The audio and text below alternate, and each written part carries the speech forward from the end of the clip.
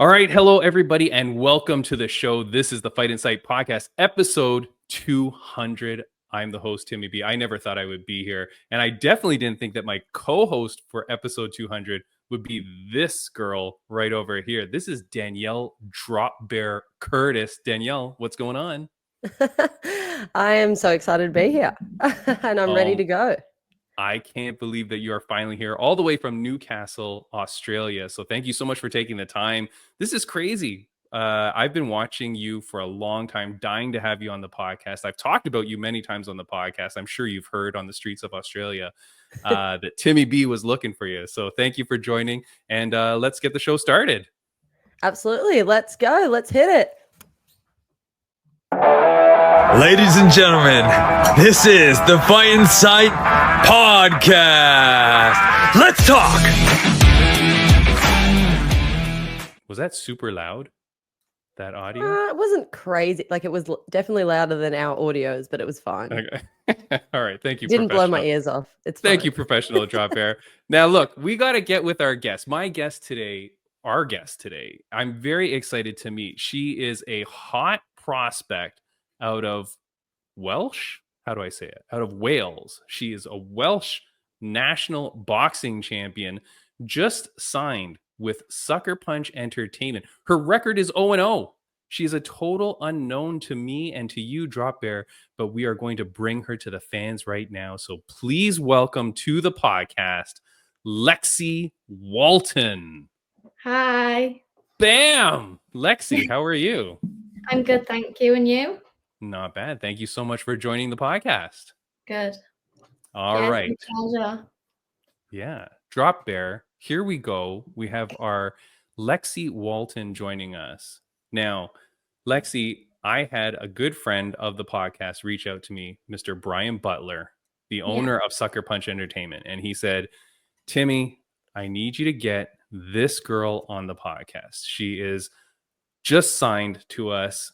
And here's the thing, Lexi, I heard that you were being courted by many management companies. But before we get to all that, who is Lexi Walton? Well, I'm a mixed martial arts fighter. I've been doing martial arts since the age of 4, and hoping to start my amateur MMA career now in March. Very cool. And sorry, how old are you now? I'm 16, turning 17 in January. Are you allowed to fight MMA so young? What is the rules there? So my coaches, Richard Shaw and Jack Shaw and Carl Parker, they've wanted to match me for amateur since last year. They felt as though I was ready, as long as I was comfortable with doing headshots. But like, due to my weight and being so light, it's quite difficult to find me matches at amateur anyway. But fingers crossed, I'm on the route to putting on a few kilos, and hopefully I can get a match now in March. Very nice. The Christmas feasting will help you add on some pounds, right? I keep going up a weight class, and I'm not a fighter, so it's fine. These things just happen. Drop Bear, at what age did you start fighting, Drop Bear? I'm the opposite. I started very, very late. I didn't even walk into a gym until I was at the back end of being 25. So very late. So I kind of got two sides of the coin here. Yeah. So I only started learning to throw a punch the back end of 25. But Lexi, as I said in the intro, you're the Welsh national boxing champion. Do I have that correct? Yeah. Yeah, go ahead. I competed in the Welsh National Championships in boxing this summer just gone. I think it was June, I want to say. And I got through to the finals and won a Welsh vest. So that was quite a big accomplishment. And I haven't been doing boxing for as long as the rest of the other martial arts. I've probably been doing boxing, I'd say, about 3 to 4 years. So yeah. Did you do that just to get a matchup or some competition? Because I know obviously we talked about finding fights as a female is always difficult, let alone when you're at those smaller weights. So was it because there was an opportunity to be able to have fights in boxing, or was it something that stuck out about boxing that made you go, well, I want to try and do that first? Yeah, well, I wanted to incorporate training boxing as well because obviously it's so good for head movement, footwork, like it does play a big part in MMA. But then my coach said, like I can get you matches, and I just thought it'd be a good opportunity, and not just that, but it's keeping me active whilst I can't find the fights in the MMA. So yeah. Yeah. Are you at your gym where you are training? Are there other females that you're able to train with? Because that's a story that I hear as well, which is that a lot of times, especially people of lower weight class, even with men, they find it difficult to find training partners that would kind of match what they're going to see. How is the gym that you're at?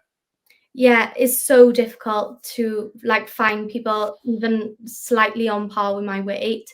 I have got one other girl in my gym. She's a little bit heavier than me, but she gives me a tough time, but is quite on par training. So that's like really good for me. And then yeah, all the guys are just way bigger, but it's quite good because I find that training with heavier bodies and opponents, I find it then when I go into a fight, it's just so much easier. It's like a walk in the park. Yeah, definitely. Drop Bear, what about you out there in Australia? I know that the fight scene is pretty good there and it's popping there, but finding training partners for yourself? I have never had a female training partner in a gym that I have been in that actually does MMA. So a lot of gyms will have heaps of people that do jujitsu, but I've never had a female like MMA training partner ever. I have traveled to go train with other fighters and even a lot of fighters that I have fought. So after we've fought, we've traveled and trained together, to help push each other. Iron sharpens iron, and I love that about the sport as well. But yeah, in my own gyms, no, just me. That's crazy. But you got to think like if we're sitting here seeing a young Lexi Walton starts training at 4 years old, the sport has evolved so much, right? That's the big thing now. People are growing up saying, well, I grew up watching GSP. I grew up watching Anderson Silva, right? So kids now have seen this from a young age. So to them, this is like a normal sport. Like for me, like I think, I don't want to say how old I am, but I mean, I remember watching Hoist Gracie in UFC 1 at my friend's house like during high school, so that generally ages me. But I like we were watching it as it was growing, as the sport just became new, like we saw it. So training for me, yeah, like for me myself, training like didn't happen until I was in my mid 30s because it wasn't even a thing, like I couldn't even find it. So but Lexi, here's the thing. So you're training, you're doing well. How on earth does a young girl from Wales get on the radar of management companies, let alone Sucker Punch Entertainment? How does that connection come about? Well, I have quite a big social media platform. And Brian's partner, Brian Hamper, mentioned me to Brian, and just gave him the nudge to be like, watch this girl. So that kind of put me on the radar. And then Brian, not long after, got in contact with me and then with my dad. At that point, I was only 15 years old. And he wanted to manage me back then. But me and my dad felt as though I was still quite young. It was just no need for me to have a manager at that point. So we both came to the agreement that it'd be quite a good idea just to, get to know each other, build that relationship. And then this year, obviously, as I've announced not long ago, I've officially signed now with Sucker Punch Entertainment. And yeah, it's just so good though as well. Like obviously I'm turning 17 now in January, so there couldn't have been any better timing, to be honest. Yeah, that's crazy. I mean, congratulations. And what I will say is so I've had Brian Butler on this podcast. I've met him, great guy. Gentleman Josh Hill, Canadian fighter. He's kind of the agent for the Canadian contingent here. And I've met him in person and had him on the show as well. I'm a big fan of his. I've met so many fighters that are represented by all different management companies. But what I will say is the one company that sticks out is Sucker Punch Entertainment, in the sense that I don't know how, but somehow all the fighters feel like they're Brian's best friend. Like he Yeah. seems to have like an actual good connection with all the fighters, which is very impressive. And so I'm glad that you're with a good company, and I do hope that it leads you in the right direction. Yeah, definitely. It's arguably like the biggest management company for sports, out there. So, and to be managed by, a management that literally has the same, as UFC champions in there, like Rose Namajunas. I think that's how you say her name. Yeah. Is absolutely crazy. Like, I'm just so grateful. Yeah. So I have a quick question for you, Lexi. I guess you spoke about the social media helping open up doors for you. Is that something, like, I know obviously you're at the beginning of your career, so you probably don't get asked for advice a lot, but I think social media is a very powerful platform, and these days as fighters, I believe that we need to be marketable, not just Yeah, definitely. good fighters. So I'd like to hear your take on social media and I guess what you do with your social media. How did you build your following, and do you think it's important for fighters these days? Yeah, definitely. I think, using social media obviously is growing all the time now. And, I think using that, you've got to be able to promote yourself well, because by doing that, you're only going to get further and push yourself further out there. And obviously then, you can get the likes of big management companies, big sponsorships that will be able to help you, and promoting as well, like to encourage younger generations to get into a sport. And, it's not just about being in a sport, but it's also being able to defend yourself. So, yeah. Yeah, no, it's a good question, Drop Bear, because Lexi, I will say there's a big danger of social media as well. Like for yourself, and here's the thing, Drop Bear, for people that are listening only on this podcast, you don't understand. This is a 16-year-old girl we're talking to, right? Who, like, by all accounts, when I'm looking at her, this is not a fighter. This is not some rough and tough, like, thug on the street. This is just a nice young girl who's competing in martial arts and living the dream to get to the highest of highs. Your social media is very proper. Obviously, I mean, you are a girl. I'm sure your parents would kill you if it wasn't good. But I mean, I guess the thing is how dangerous is the social media and the pressures to put content out. I'm sure you have friends and peers that are doing stuff that isn't so great on social media. I mean, like, you have to be a professional at 16 years old. You're already trying to become a professional in the business you want to be in, which means everything you do is under a microscope. You know what I mean? Yeah. Do you feel that pressure? Does it bother you? Are you okay with it? Like, how does that feel? To be honest, I find working under pressure, I react quite well with it. But honestly, I don't really feel that much pressure, like within, social media and training as well. I don't know whether that's because I don't know any different. But yeah, I've always been told that I'm, very like wise-minded. I'm way older for my age than I actually am. So I feel like that, just having that maturity about me, definitely helps. Yeah, nice. My good friend, UFC fighter Bam Bam Barberena, Brian Bam Bam Barberena, he's been on this podcast many times. We always say that we're old souls. So maybe you're one of us, Lexi. Maybe you've got an old soul like us, and that's why it's Yeah, all good. definitely. Were you like a bad kid? Are you growing up in a bad part of town? Like, why are you in martial arts? So I started off with the typical dance and gymnastics, just trying to get me into something. And I never worked well with it. I never wanted to go back after trying it. And my dad was always really big on, obviously, because of the world we live in today, like, you have got to be really careful, especially being a girl as well. It can be quite things. So my dad was always quite big on me just wanting me to know how to defend myself. So he took me kickboxing, and I just fell in love with it straight away, to be honest. And ever since, I've just wanted to progress. And then I started obviously doing Muay Thai, and then my coaches were like, you should do jiu-jitsu as well. And honestly, I've since that, like, I've just increased my love for the sport.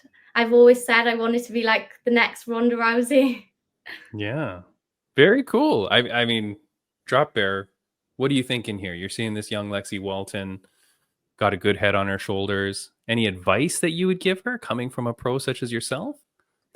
Um, I well, firstly, it makes me so happy to hear and to see, because I think this is what the sport is all about. And again, Right. I believe a lot of the same things as you do, Lexi. Like I put a lot of things on social media as well, and same kind of concept around wanting to help inspire the next generation. And I would consider you the next generation coming through. So it's awesome to see how passionate you are about the sport, because I think that's one thing all three of us share here is how passionate we are about MMA, and to see your goals. And I feel like you're doing a lot of all the right things. I probably the only one thing advice wise would just be keep doing what you're doing, keep working hard, keep showing up even when it's hard. And you probably will feel the pressure at some point. And pressure is just what we put on ourselves. So don't be too harsh on yourself. And my favorite piece of advice that anyone ever gave me, and it sounds really harsh, is no one cares. So we all think that if we win or we lose a fight, when we walk down the street, every single person knows and they think something about us, but in reality, no one really cares. So the day after a fight. So don't let what other people think, I guess, impact you, which I don't think you are. It sounds like you're just focused on your goal, which is the best way to get where you want to go. Yeah, Yeah. definitely. One word of advice that I'm glad that Drop Bear is not giving you, Lexi, is to populate your social media with bad dad jokes. That's me only. Because that's what she does. And every time it comes across on my story, I'm like, oh my God, another one. I'll And then leave I that have to you. it's really bad, Lexi. It's really bad. What So about your bad it's good. yeah. Okay. What about your friends, Lexi? Like the people in your school and stuff like that. They're going to school, they're playing video games, they're goofing off, doing whatever. Do they understand what you're doing? Is it like, are they like, what the heck's wrong with this girl? Are they fascinated by it? Are they fans of yours, or do they not even know? Um, in comp, there was mainly off boys. There was a lot of negativity towards it. They'd always, try and make fun of me and stuff. But, you've got to thrive off of the hate. Like, you're going to always have it. You've just got to overcome it and just completely ignore it. But I'd say my friends, I have really good family and friends around me. I have a really good support system. And obviously, I just put my time into those. Like, why would I waste my time, trying to prove myself to anyone else, But yeah, they all really support me. They like what I do and they think it's really cool. Everyone that I meet new as well. Now that I've gone to college, I've obviously made new friends and they just like can't believe it when I tell them. Yeah. Have you experienced any losses yet? Because we know you obviously were very successful in the boxing championships. So have you experienced any loss before? Whether that's jiu-jitsu comps or boxing or anything like that? And how did you deal with that if you have? So I've had 3 amateur MMA fights, but they're no headshot ones. And I've won every single one of those by sub. But I've actually had a few losses in boxing. Um, but I just come back stronger every time. You just look for areas to improve on, and then I get back to the gym, work on them, and then get better. That's the perfect mindset. Yeah. It really is, Lexi, because I know that you're saying, like, you want to be the next Ronda Rousey. My big thing, and I talk about on the podcast, Drop Bear, is that, to me, the best fighters are the ones that have lost and were able Yeah, to come back. definitely. You know what Yeah, I you've mean? got to be able to bounce back from a loss, definitely. Yeah. Because I know so many people who, have lost the fight and then they never come back, and it's just not really a great mindset to have. And when it is like that, then it definitely isn't the sport for you, because you're gonna come across it. I think it's the difference between the all or nothing mindset versus the all in mindset, where it's like it's everything until you lose, and then it's nothing, versus, well, I'm going to go all in and back myself no matter what, and use a loss as a learning tool, and then you come Yeah, back even better. definitely. It's never a loss, it's always learning. Yeah. Old soul, Lexi. I know you don't have a nickname, and this is a terrible nickname, but Lexi Old Soul Walton.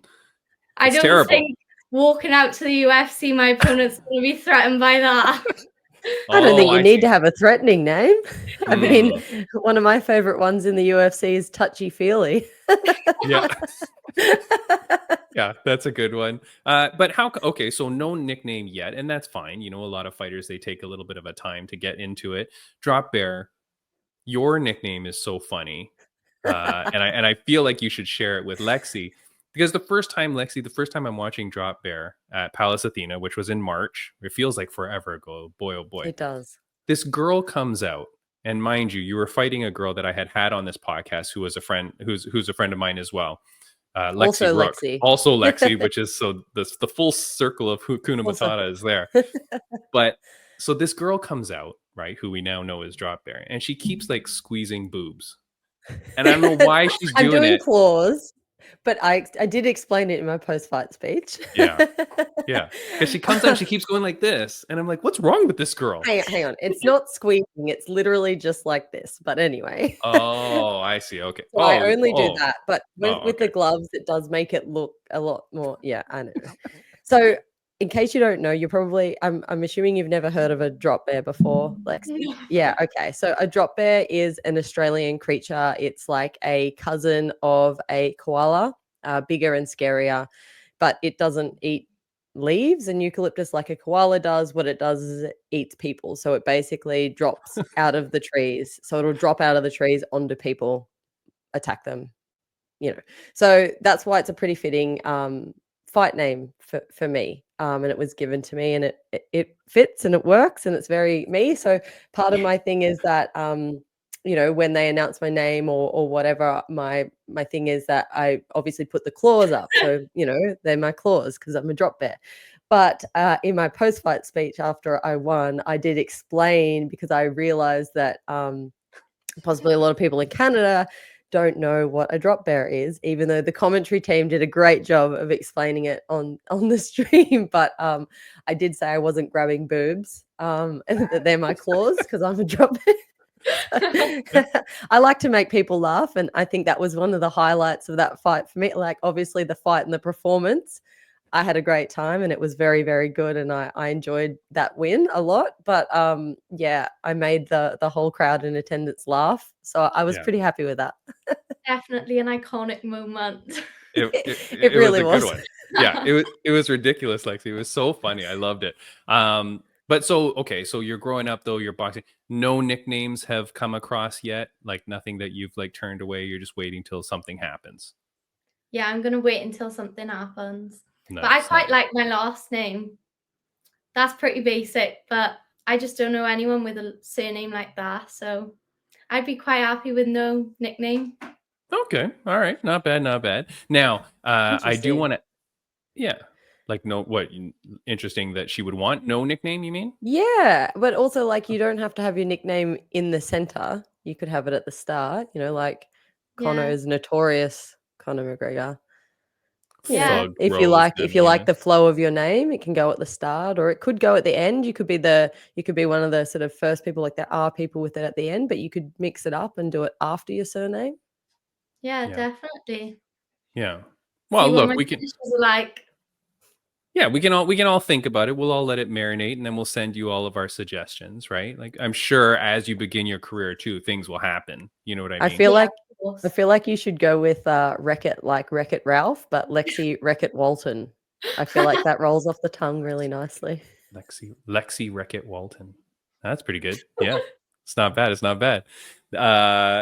Lexi, here's the thing, when I was speaking to Brian Butler, he said like, hey, look, we don't normally sign fighters this young. Like, this is very rare for them to do something like this. So, I mean, I hope that you understand the faith and the inspiration that they have in you, and that that they see great things in you. So I'm very excited for it.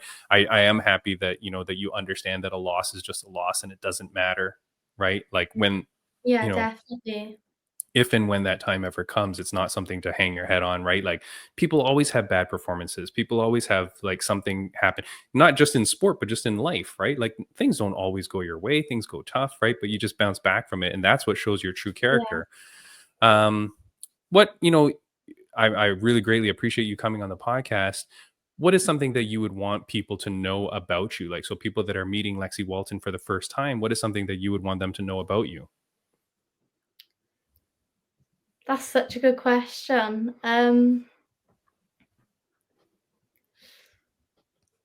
He's put you on the spot here. Oh, that's Yeah. okay. Is this your first taste of like a podcast and getting fired with all these questions? Yeah. Oh, really? It is? Yeah. Okay, well, let me just You're say, doing incredibly well. yeah, Thank you. like, really, really handling yourself very, very well. I do want to congratulate you. Okay, here's something. One of the questions that I had for you was, are you doing any kind of like preparation or study for this kind of thing? Like, for interviews and stuff? Is there any, like, the sucker punch say, hey, we want you to take this class or watch these videos on like how to conduct yourself? No, he actually hasn't yet. But I definitely think it's a good idea to do that, because obviously, it's not as easy as probably people think it is. It's definitely a big thing. So, Yeah. yeah. Well, I will say you're doing an extremely good job, Drop Bear. I would not have guessed that this was her first one. I kind of guessed, because she definitely had to think about that one, and that's a very Oh, common question. So I was like, but oh, you were okay. doing incredibly well. As being someone who's quite frequently on the other side, like on the guest side, Yeah. yeah. But I will say you don't look nervous. So if you were nervous at all for doing your first interview, you don't look it. So I'm sure your poker face, your game face when you fight is very good. Yeah, everyone does say that. When I walk out, I'm literally straight face, got you. Literally, I just go in the zone. Never Nice. see any fear. Nice. I'm Yeah. I'm not the opposite, but different. I'm like this the whole time. I smile. I'm literally just having the best time ever. I Yeah. think my I smile RBS while I face fight. just comes into play. Yeah. All right. Nice. Well, here's the thing. Okay. So, I mean, hey, look, anytime you want experience, anytime you want to come back on this podcast, just send me a shout. I'd love to have you anytime. Like, by all means, if you want to talk about something, you want to promote a fight, or you just want experience doing it, by all means, just hit me up. That goes for all your training partners too. Let them know, right? The Fight Insight podcast will have, like, I'll talk to anybody. That's what this podcast was all about. Episode 200. So it's so cool, like, from me doing it Yeah, I'm from honored. nothing. Not Oh, well, thank you so much. But thinking I never thought I would hit episode 10. You know what I mean? And now this is my 200th week in a row doing this thing. And to have people like you, that was really the whole point of this. Like, this was the whole dream, was to meet people that were like young and up and coming, and just give people an opportunity to talk, and be able to point to something on the internet and go, yeah, okay, well, here's an interview that I did, and then people can learn about you, Lexi. One question that I have for you that I want to ask you, it's a question that I ask everybody that comes onto the podcast. So I'm going to ask it to you. Drop Bear, I'm going to ask this to you at the end of the show as well. So don't cheat and steal Lexi's answer here. But Lexi Walton, on a scale of 1 to 10, it's a question my mom used to ask me almost every day of my life growing up. On a scale of 1 to 10, how happy are you? Right now, Yeah. solid 8. Okay. Nice. Good answer. And can I ask why an 8? Because I'm on this podcast, the All right. 200th guest. Possibly would be a 10 if I didn't have college in the morning. All right. Fair. Yeah, yeah. But what is important to Lexi Walton? What is important in terms of happiness for you? To have a good support system around me, good relationships with my family, and just be excelling in MMA, and hopefully competing regularly now in the new year. Yeah, definitely. I'm happy for it, and I really appreciate that you gave an answer like that. That's a cool answer, and I appreciate the honesty. Drop Bear, is anything that you want to ask her before we let her go? Oh gosh, I feel like I could ask you a million questions, Lexi. Yeah. I guess I would love to know what fighter or fighters are, I guess, kind of your inspiration at the moment, or who have you watched that's really got you into the sport and really made you want that goal for yourself of, getting into the highest promotions, whether it be the UFC and becoming a champion, and who are the people that you look up to in the sport? Well, I've got to be honest. I do look up to, believe it or not, Conor McGregor. I got to give it to him. Obviously, he promotes himself so well, and I think that in itself is such a big thing for MMA, especially if you want to make a career out of it. Dakota from PFL, she just fought obviously on the weekend. She's obviously a young fighter. She's doing really well for herself. Obviously Rose, she's UFC champion. She's amazing. Chrissy Cyborg as well. She's another really good one. Khabib, he's amazing. Yeah. This is just That's the a good Mount list. Rushmore. Yeah, this is just the Mount Rushmore of MMA that Lexi is rhyming off here. I mean, you did give some polarizingly different people, though, on the list. You know what I mean? Because you go from Conor McGregor, who's an insane maniac, and then you go to Rose, who's like the super composed, almost monkish lifestyle. You know what I mean? Like so calm Yeah. and into herself. So, I mean, and I guess that's the thing, right? I guess nowadays, Drop Bear, like you can be taking inspiration from all different types of people and taking like bits and pieces that you want to choose from all those fighters. Mixed martial arts. Got to That's mix what it it is. up. That's what it is. Yeah, definitely. I feel like, as well as obviously you've got to have good talent, especially for a sport like this. But I feel like being able to promote yourself well and get your name out there, I think that's definitely a big thing, especially for bigger organizations like UFC. That's what they want to see. They want to see people who are marketable and entertaining for, the audiences to watch. Do you think about that when you fight, about being entertaining and making your fight entertaining, or are you purely focused on whatever it is to win? Because I think they can be the same thing, but they're often not. I honestly, when I walk into a fight, all I can think about is just winning. That's all I want to do it's not just winning though. I just want to, perform to make myself proud. Like as long as I go in there 110%, I'm happy no matter the outcome. Yeah. Lexi, you got it all. You're very composed. You're very well spoken. I mean, I'm telling you from all the people that I speak to all the time, like I can really tell when someone's kind of got it together, and you definitely appear to have that. So I'm very excited to watch your career. For those that are only listening on audio, come check her out. Come check out the video version of the podcast. But you can see Lexi Walton on Instagram at Lexi Walton MMA. It's been scrolling down at the bottom of the screen, Lexi. That's the best place for people to see you and see your content is on your Instagram, or where else can they find you? I also have a Facebook page, which is Lexi Walton, and I have a TikTok, which is again Lexi Walton MMA, and I'm also on Twitter X. I don't know which one it is anymore, and I'm Lexi Walton MMA on there as well. All right. Well, there you go. You've got all the bases covered, Lexi. I really appreciate you coming on the podcast. Stay true to yourself, Lexi. Like you're a good person. You're a young fighter. You're a young professional. Stay true to yourself. Don't let anyone change you. Don't let anyone force you to be someone that you're not. Stay the path that you've got going, and for sure, good things are ahead of you. Yeah, thank you for having me on. I appreciate it so much. All righty. Thank you so much. Again soon. Definitely. Anytime you want to come on when that next fight is. It's lovely meeting you too, Drop Bear. It was lovely to meet you, and I wish you the best of luck. And I prefer to say the best of skill, because I don't believe there's any luck involved, but the best of skill with the rest of your career. And I'm sure we'll all be watching. So thank you.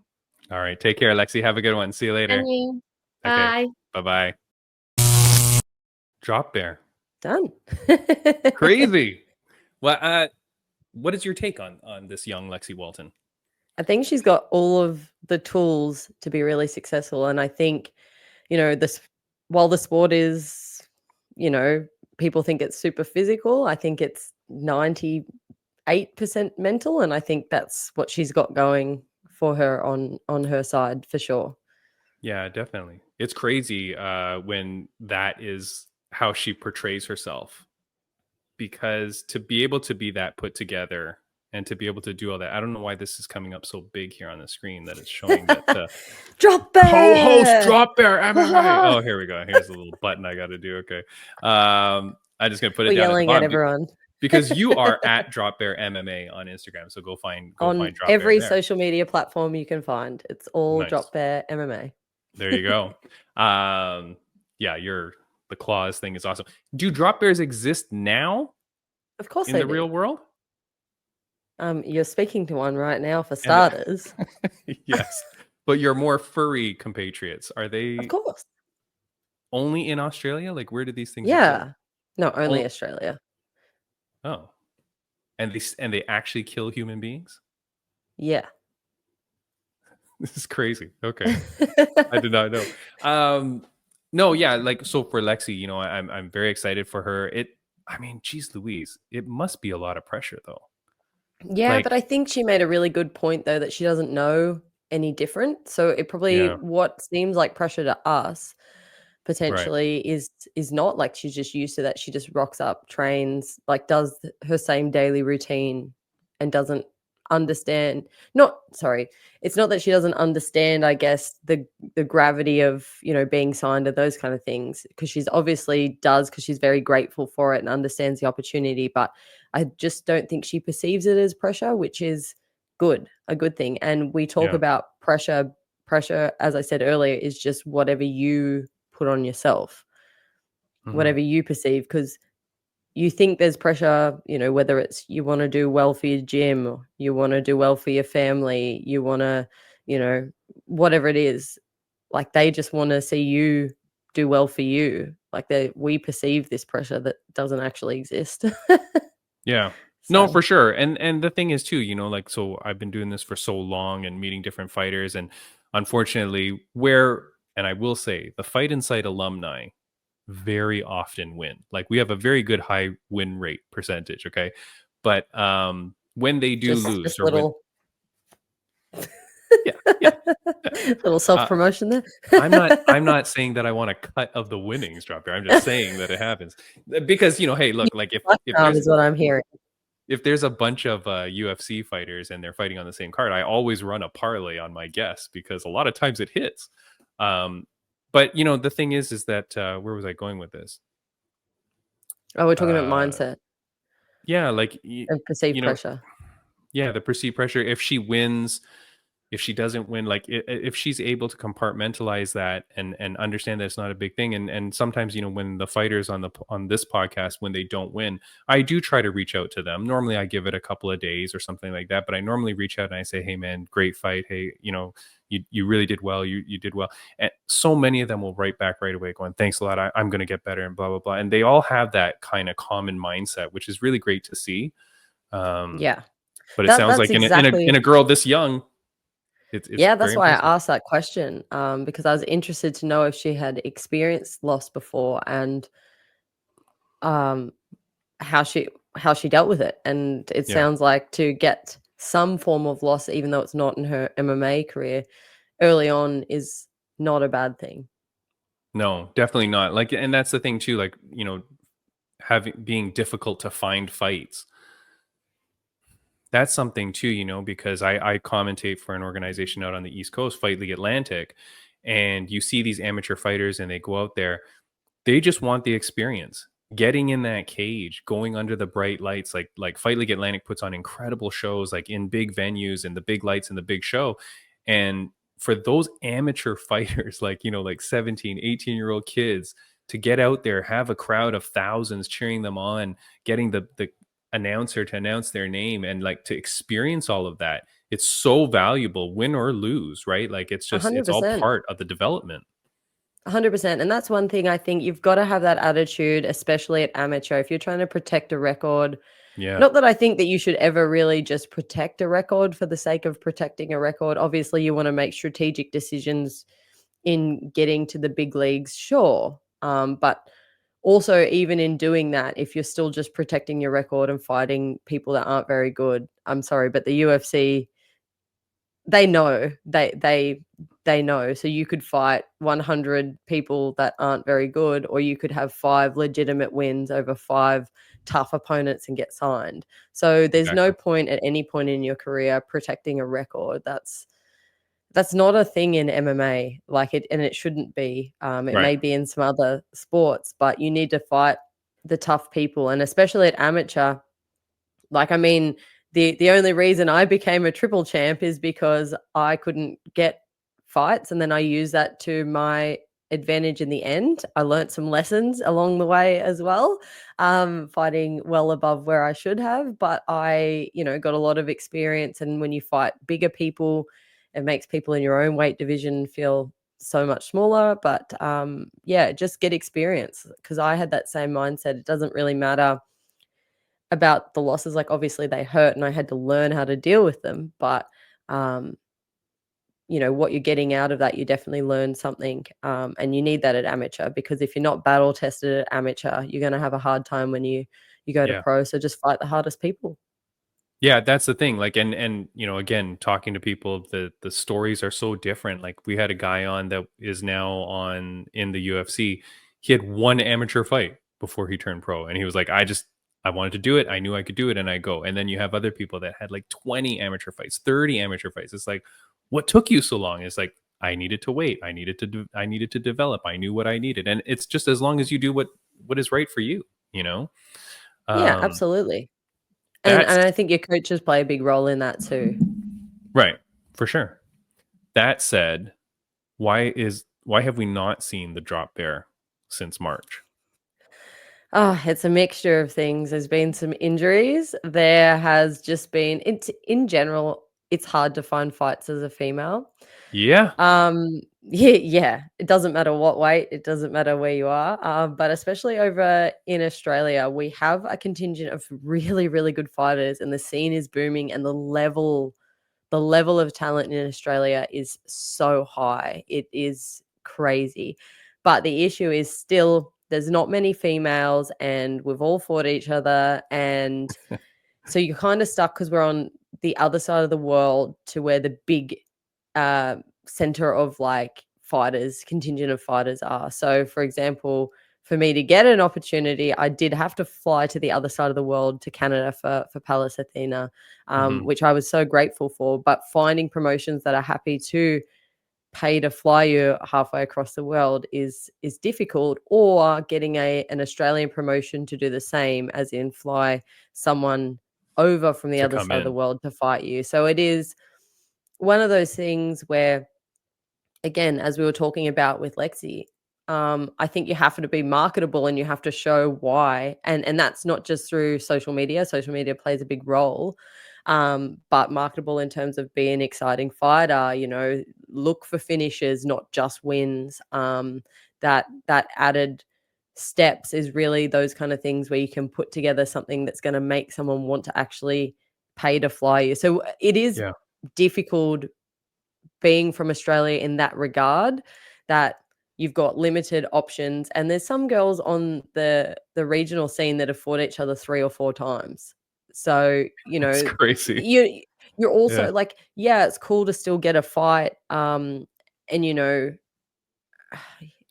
the storylines, I guess, if people are fighting each other 3 or 4 times, but there's usually someone who wins all of them or most of them. Like, they're after 3, you just well, usually after 2, after the yeah, second fight, every fight after that is gonna be sort of a similar variation. right. Um, so, e even if you're absolutely dominating them, surely you're not stepping up or progressing as much because they're not showing you as many different things, or, in terms of trying to get to somewhere like the UFC, they're going to look at that and just go, well, you fought the same person 4 times. So yeah, I think that's the difficulty. So there's a few things. So injuries, and then opportunities and a few other bits and pieces. But I have definitely filled my time this year with all the other bits and pieces that I do.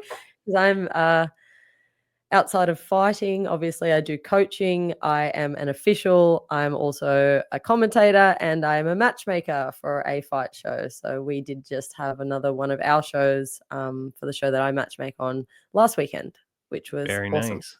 Yeah, That's amazing. That's cool. busy. What is and wait, what is the organization that you comment? Enduro Fight Series. So it's down in Okay. Canberra, the capital of Australia.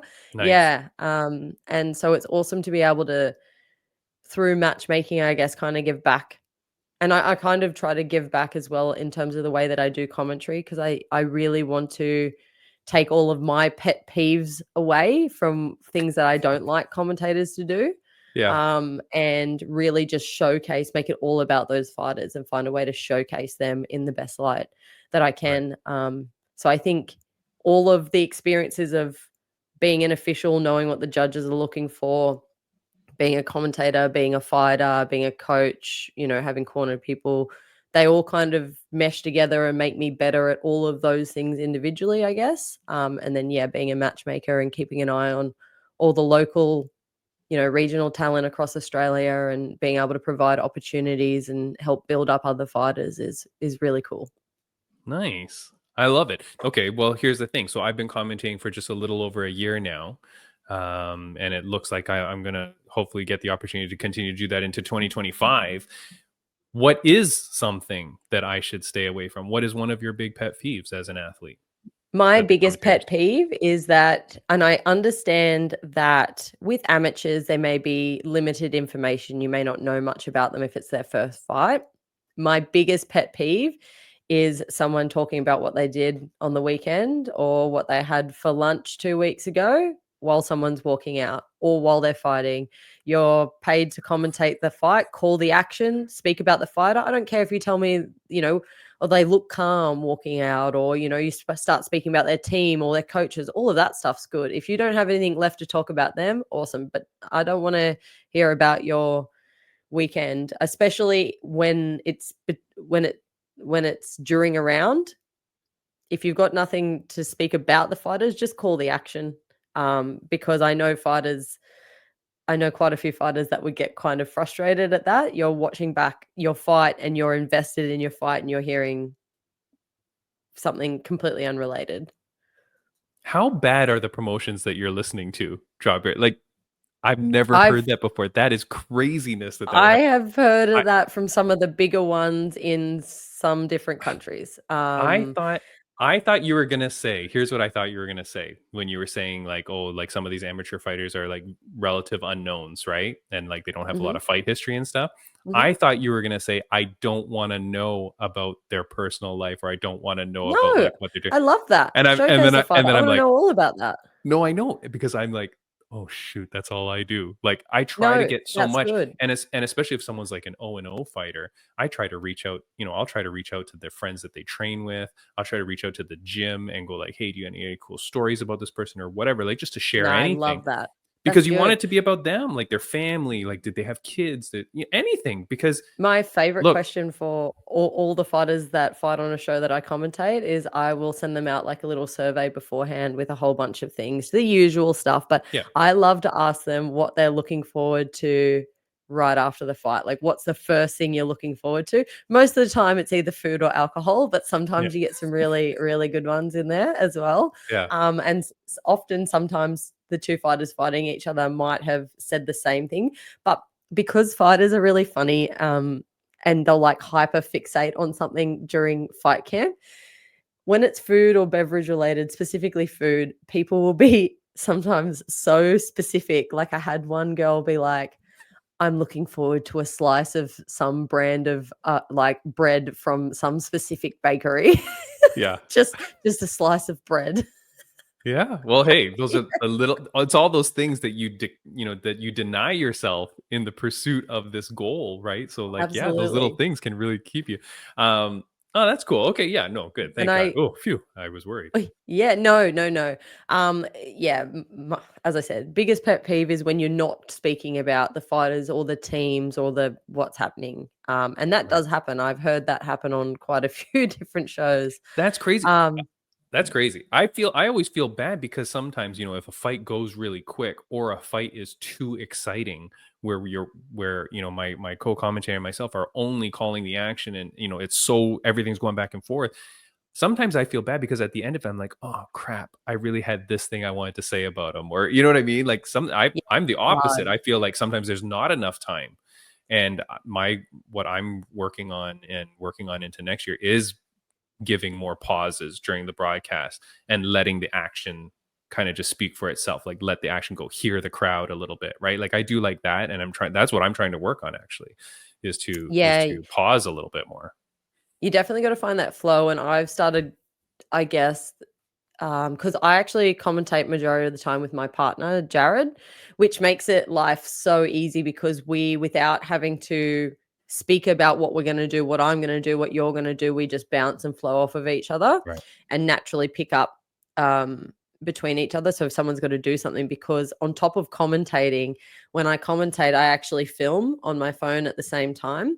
And so Okay. I will post live updates. So I actually get all the fighters like Instagrams because again, as a fighter, I know I really appreciate if someone tags me in footage. So I actually do live updates while commentating. So I'll be talking and I'll be filming, and then I'm posting to Instagram stories and tagging them and looking up what their Instagrams are and stuff like that. So if I have a momentary where I'm like, I need to stop speaking for 1 second while I'm reading their Instagram or whatever, my partner just naturally picks up. Yeah. But we have a very dynamic like ebb and flow. But I don't have a problem with you just like from a fighter's perspective, just calling action. I do understand what you're talking about where you've got some great information, because some fighters give you nothing and some fighters Yep. have something that they really want to talk about, especially if they're dedicating a fight to someone or something like that. Yeah. And then sometimes saying it after the fight is finished doesn't feel right. So sometimes I'll try Yeah. and like get more in, especially if I think it might be a finish, more in when they're walking out or while they're, Right. usually when they're Yeah. walking out, I guess. But it's hard, isn't it? Like it Finding the takes a while flow. to And get that flow. yeah, and then the thing is too, like what you're saying, like when you think there's going to be a finish, but like you never know, You and then never know. and you don't want to use up all your stuff, and then the fight gets a little bit slow, and you're like, oh well, now I've used up all my stuff. I should have saved that story about the kids till later, So it's fine. It's The getting John the right Anik amount. lines. Yeah, exactly. Not the cloth from which he is cut. And then oh, you still have an advanced position? Okay, I don't know what else. Yeah, okay. Well, here's the thing, Drop Bear. I could speak to you forever, and like, I really appreciate too that like you're doing the commentary and stuff, because I feel like I could learn a lot from you as well. I did want to I'll ask chat you to you one. about it anytime. Yeah, I did want to Anytime. ask you. I did want to ask you one thing. I want to show you a photo. Oh, I'm excited. Who are these people? Oh my gosh. From left to right, name them in clockwise order. Go. I don't know if I can. Oh my Okay, goodness. just go with the easy one. Sorry, I need to get closer to the screen. All right. Nobody can see you right now, so it's good. Oh, okay. That makes it easier. Okay, I'm going to do something here and see if this helps you, okay? Okay.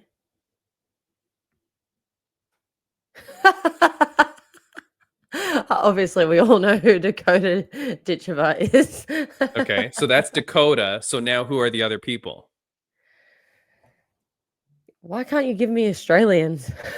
No, okay, well, okay, but not the names, but who do you think this group of people is now? Oh, from PFL. Yeah. They are Yeah. the Champions. champions. The Oh, I thought you were PFL. asking me for names, not a general. Well, Okay. sure, Okay. sure, I was, Yeah. but I mean, even if you had said, wait, isn't that the guy from PFL? Here's the thing, Drop Bear. The 2024 PFL season is over. Yes. Did you watch the finals? I watched part of the finals. I definitely didn't get time to sit down and watch all of it because I was on such a weird I'm trying to time here in Yeah, because Australia. I'm trying to think of what time it would have been for you. Yeah, It it would was have been really like 7 in weird. the morning, 6 in the morning, maybe. Yeah, so it was pretty much over Mm. by the time Right. yeah. Yeah. So I Uh, went back and watched, Dakota's fight. sure. Didn't watch it live, obviously, but because of that, I didn't really watch Yeah. the finals. So here's the thing. Now, I would love to see the drop bear in PFL. Okay. Like I want to see drop bear anywhere. Me. Me too. So don't PFL, please do not like the comments that Timmy B makes is not the comments of drop bear. PFL has been a disaster. The finals drop bear occurs during the middle of a Friday afternoon. I had no clue it was happening on a middle of a Friday afternoon. Mhm. The promotion was horrible about the event. I had no clue it was happening on a Friday I knew afternoon. who was fighting in certain divisions, but I didn't know when it was on, and then all of a sudden I wake up to everything and I was like, "What? When did that happen?" That's what I mean. I thought they were showing last year's shows on their Instagram until I realized I'm like, wait, isn't this year's finals? Or you know what I mean? Yeah, I felt like there's been more hype around the European tournament, to be I honest. mean, sure. Because at least maybe there's some sort of local love, right? Where the PFL Europe is like, oh, well, these are our European fighters. We're going to promote these guys. The PFL has done such a horrible job. Their whole season culminates at the end of the season with this finals. I don't think anybody watched it. And why is it on a Friday afternoon? It was Like, Thanksgiving and in the production America. is good and the fights are good. It was just like I feel like a lack like a yeah, I didn't I know exactly mean, when it was on. It wasn't sort of trending or yeah, and such being such a drastic different time than when they normally are on, I guess. Yeah, that's I what I don't know. mean. Drop Bear, you are dying to gain popularity, you're dying to gain a fan base, you're dying to do whatever. Why would you not like get us accustomed to the time and days that your Mm. shows are on so that we can lead into it? You know, here's the thing. Maybe they would have went head to head with something else at the time slot But that they Vic, wanted to or something, but I just feel like if you're gonna change the time, it needs to be plastered everywhere. you got to smash me in the face with it on my Instagram 24/7 for like the week prior. Like I should have Yeah. that date and time should have been burned into my skull. As it is, Drop Bear, and I'm telling you, like we've documented on this podcast, like the failures of Bellator, right? Like, boy, oh boy, like if you can get to Bellator, I would love it too, but don't sign any long term contract. I mean, you've seen what the fighters have been coming out and saying Oh, lately, yeah. and we've had fighters on our podcast, Drop Bear. They're not paying their medical bills. They're not signing them Mm. up for fights. They're just like lingering there. One guy came in and said that he pretty much thought that they screwed him over with a fake drug test to get him out of the PFL Jesus. season. Like, and it's Would that like a happen lot. to have been an Australian? No, it was not. Oh, okay. No, it was Okay. not. Oh, okay. Mhm. Wait, you're telling me you think you know a story where PFL faked a drug test to get someone out of the Well, season? I'm not saying that, I'm just saying No, there no, no. I seemed to know. be a fair few fighters during that section where a number of them all failed drug tests and had never failed Really? drug tests before when they had a different drug test company come in and do it for one thing that happened to be a number of their champions, See, if here's you remember. no. Was that person a part of that group where there was a whole stack of people that all got pinged at the same time? No, I don't think so, and I have no Oh, clue what you're okay. talking about. Oh, really? Okay. So the thing is the guy that I'm talking about. He was on this podcast. So it was Daniel James, the American Predator from Mhm. Chicago. Great guy. He's like his name, the American Predator, is literally like he looks like the Predator.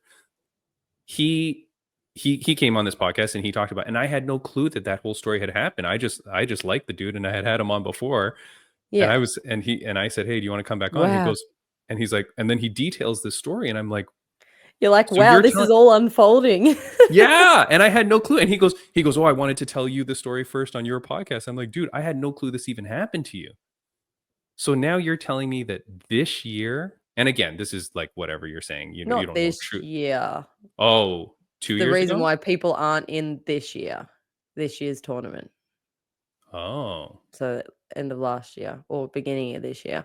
But I'm not Oh. saying it's PFL. I'm saying there was a different drug testing company that they bought in that they then got rid of. Oh. And that Oh, when but they no, did their results, there was a number of people that all failed. You don't oh, but remember that not story? no, no, not PFL, not Bellator? There. Okay. Can you remember an Australian champion in PFL? Male? Jeez Louise, this is embarrassing. I Razor? Rob? He used to be in the UFC briefly. Razor Ramon? Wilkinson? No, No. Rob Wilkinson. Oh, okay. See, So I'm the only telling you, reason I know is because I remember when he got pinged, but when I looked into it, there was a number of them that because he was the 2023 champion. okay. And so you notice he's not in this tournament because he failed a drug test. But there was a number of them that all failed That is drug so tests. Yeah, like there was a stack of them. And that I'm is so and again, funny. I don't think that's PFL. I think that's whoever the drug No, no, no. testing Sh- company is. But sure, but like you're telling me people don't talk or blah blah blah, right? Like I don't know. Weird stuff is happening. All I know, like we can, I should investigate this further. But all I'm telling you, Drop Bear, is that how to go bankrupt in 6 easy steps. Here you yeah. go. You pay $6 million to these people that you didn't promote at all. Like I can't name you one of those 5 guys. I apologize. I can't. Golstov. I know that the heavyweight guy's name was hmm Golstov, but aside from that, I can't name any of the guys. Of course, Dakota Jacheva, but that's because they were promoting the crap out of her. Every fight she Well, and had, I they were think she plastering. promotes herself a lot too. Like I think it wouldn't matter what fight promotion she was on, she would always be that hype Yeah, person. And same with sure, Kayla Harrison. sure. And then And PFL done a good job of marketing them, but I understand exactly what you're saying. it's We don't all know the others the same degree. right. And then here's the Yeah. thing, like what I was saying to Lexi is like, hey, is Sucker Punch Entertainment telling you to practice your media skills or whatever? And hey, maybe coming on this podcast was the practicing the media skills, right? Which is I'm happy to And do she it. did very well. And she did incredible. But like that's the thing though, right? Like again, if that's the issue, if PFL is sitting there going, well, shoot, these 10 guys in the finals, they're not really promoting their social media. Pay someone to go and figure it out for them. Like send them to a social media class, get them and go, hey, look, dude, you need to promote yourself because this is big business for us. As it Yeah, and stands, that's where fighters who can do media and can promote themselves and right. can capitalize on opportunities. So if someone does ask them to come on, a podcast, or if they are, they get a microphone shoved in their face, are they telling someone to go away, or are they taking a hold of that moment and that opportunity? Because you see, every time someone shoves a microphone in the face of Dakota, she's always got something to say, and she's always basically Boom. cutting a promo. Yeah, exactly. You know what I mean? And Yep. and people might hate her for that. People might love her for that, but everyone knows who she is. So Yeah. it works. And then obviously her hard work in terms of her skills, she's putting that all together inside the cage as well. But it's not just because she's winning, because look at how many fights she's got. No one knew her in her first 5 fights. Right. So, and she was been stopping people from day dot. But as soon as she Yep. got really into, promoting herself, and she does a fantastic job of that. So I think we all need to learn learn the art of, capitalizing and self-promotion. And I understand there's a lot of fighters that don't want that. But unfortunately that's a part of the sport now. That's right. It's a part of the business. I mean, like, and look, people that are listening to this podcast that aren't an athlete, that aren't a fighter, it's still a part of your regular job's life too. Like to think that like going on LinkedIn and not publishing some articles or being a little bit active in whatever profession you are or whatever industry you're in, right? To be there and to do something, it gets noticed. right? And Well, if it means networking is the biggest that's thing across anywhere yeah, to getting opportunities. Networking is not going to get you the job in any field if you're not doing the work and at least yeah. proficient at the work. But if you can form those bonds and those connections, you're going to get opportunities that you won't get just by working hard. And it's the experience of doing it too, because the first time you go to a networking event or the first time you go on an interview or the You first talk to time you two do a people, podcast, maybe. Yeah, yeah, and you just yeah. shy away in the corner, drink your drink. But the thing is, and lesson that I learned early on is the best time to promote yourself all the Anytime, time, now, all the all the time. time, Yeah, right now, yesterday, right right now, now, anytime. yeah, Yes, sir. Yeah.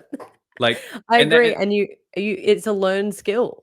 yeah, Like, some people yeah, it sure have the is gift of the gab, but I guarantee you the first time they were interviewed probably didn't sound like they do now. I right, think, like, I love to talk, but I probably wouldn't have been as polished, probably would have had a lot of filler words every 2 seconds, like, those are things that you do have to learn yeah, to not just word vomit, yeah, form thoughts first and think about it, and not panic. It's okay to have a moment silence to think about something, that that's a skill in itself as well that you have to practice, and you practice by doing it like anything definitely, else. You have to, and I think this is the other thing. I think a lot of people think they see something on social media, they see a video, like, for example, if you were to look at my account and you went and looked at, a 10-second funny video that I've made, and you go, "Oh, that's easy. Anyone can do that." And that's where I think some of the issues are too. It's not that easy. It is a nope, lot of hard work as well. hmm, And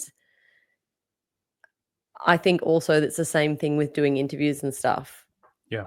It can be hard work in terms of learning those skills. You're 100 million% right. I mean, again, we're going long now, and I got to go soon. But I appreciate everything you're saying, and I could go off on this topic forever. Two Well, times, you would feel it too, because like, if you look at your first podcast episode of versus course, 200, yeah, you build. yeah. I'm And I like think a tiny bit better than I was 200. Like, Well, I no, think actually what is the biggest issue is a lot of people don't wanna do something unless they're perfect. So they'll wait and they'll wait and oh, they'll wait, and I did that with starting a podcast. I did that with deciding to stream. I was like, "No, I want it to look really good, and I want it to sound really good, and yep, I don't wanna do it till I know it's gonna be good." But, like, then you just never do it. So you gotta just no, jump in and let it be crap, and then build and get better and better, and I think people are scared, and it's the same with anything. When you learn something new, they don't want it to be crap. Just embrace I it.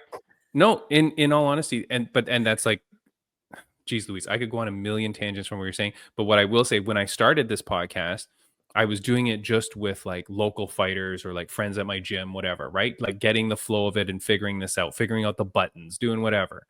Um, I'm still figuring out the sound issues. Like I feel like today it's probably going to sound better, but my last podcast, holy crap, drop bear, it was so Oh, bad. no. The button got pressed or something. I was echoey. Like, these things happen. But here's the Yeah, thing, absolutely. when I started the podcast, I was like on episode 4 or 5 or whatever it was. And then the guy I was talked about, Brian Bam Bam Barberena, who was a UFC fighter that I just had really liked. And this is like, 4 years ago. And I had chatted with him on Instagram a little bit, just sent him some love when he would kick ass and beat Sage Northcutt. Uh, and so he had said, he goes, "I'll come on your podcast." And I go, "Okay, dude, I'm not ready yet. Like, it's crappy. Just hold on, hold on." And he'd be like, "No, I'm going to come on. I don't care that you're ready." And he forced me to like open the Good. doors to him.